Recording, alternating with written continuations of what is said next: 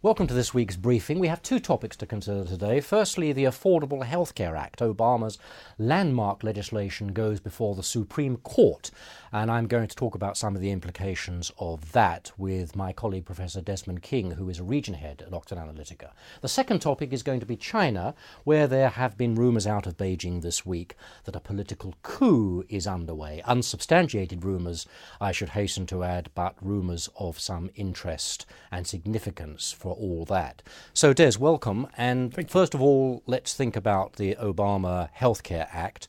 There are a lot of opponents to this bill, there always have been, but there are some who are saying it's illegal and it needs to go before the Supreme Court. What might be illegal about it?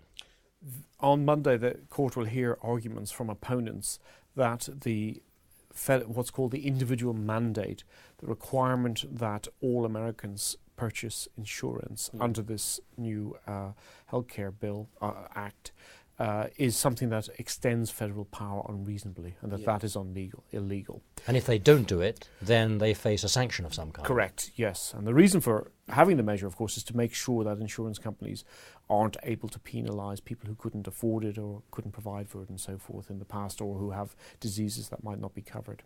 A lot rides on this. Some very big and powerful legal brains will be devoted to the cause of either side, I suppose. What's the sort of time frame that we're going to have to wait for to get a result?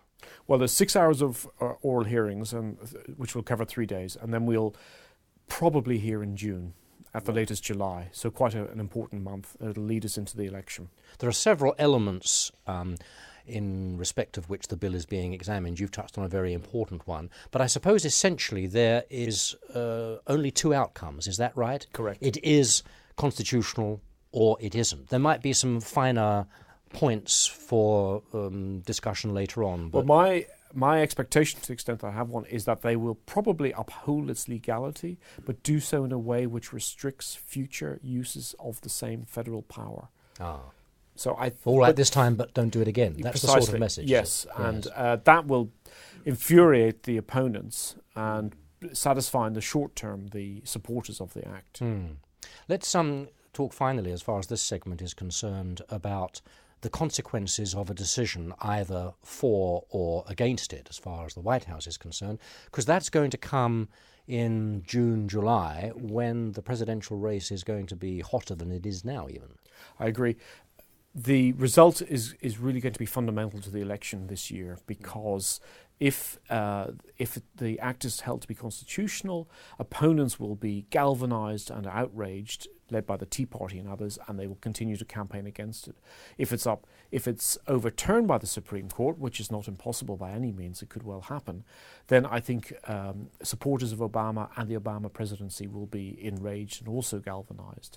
This is really the most significant piece of constitutional interpretation since the 1930s, when Franklin Roosevelt faced a court which threw out his legislation on the New Deal. But that's Obama and the healthcare. Let's turn to our second issue, which is China.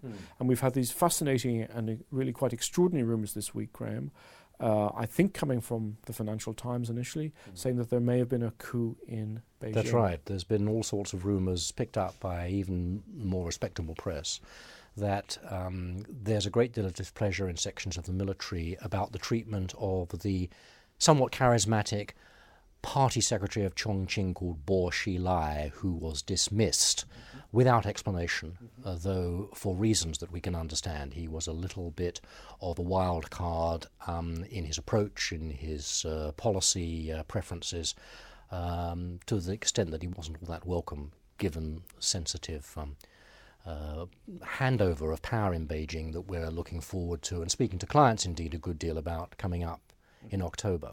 I wonder if we might take this in two sorts of ways. One is we had a speech this week from one of the party leaders saying that economic reform without political reform may not be enough. And more broadly, do we think enough about the risk to stability in China, its political stability? Well, taking the first of those, this was the outgoing Prime Minister Wen Jiabao, who has spoken about political reform a good deal and excited a lot of attention, particularly internationally, more so perhaps than at home.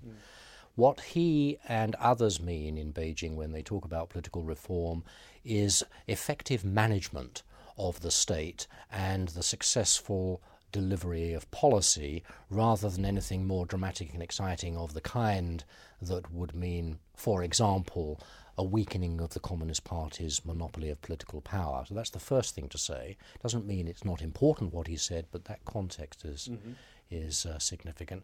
The second dimension, I think, is the one that we really need to get across in some of our work at Analytica. Political risk. Exactly, the political risk dimension.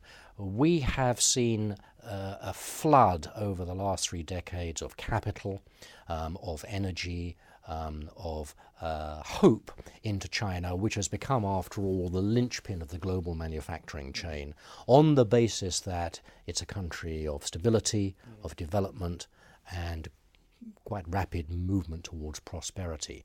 If you take that view of China, you have to forget a lot about China and how it got to where it is now, and the extraordinary disruptions, political, social, economic, that have characterized that country of energy and dynamism.